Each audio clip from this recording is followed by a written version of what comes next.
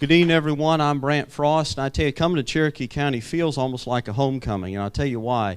10 years ago, when I first became chair of my local Republican Party at the tender age of 22, there was only a handful of county parties who were committed to the Tea Party principles, the America First principles that we were committed to in our county, and Cherokee was one of those very few. Today, praise the Lord, we are no longer a few, we are the majority in this state. We have swept the counties, we have swept the districts, and Lord willing, we're going to sweep it in Columbus as well. And I tell you something else. Yesterday, I had the privilege of sitting with the president of the John Birch Society in my office. Some of y'all are familiar with the Birch Society. For 60 years, over 60 years, they have been fighting the good fight to promote American sovereignty, American culture. Their motto is, with God's help, a better world.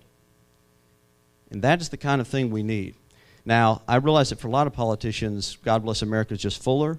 But to me, there's never a bad time to invoke the name of the Lord and pray for His invocation and blessing on this country. If I'm reelected, I'm going to continue to do what my job is, which is to be a resource for local parties. We exist for that function.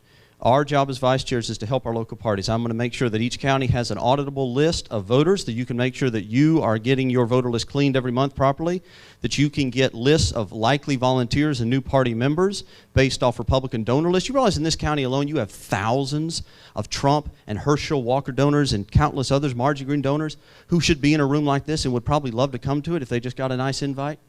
And I'm also going to make sure that we get a permanent election integrity task force to push for the rest of the legislation that I served on the committee that drafted the proposal that became SB 202, but we only got half of what we wanted. We've got to get rid of Dominion.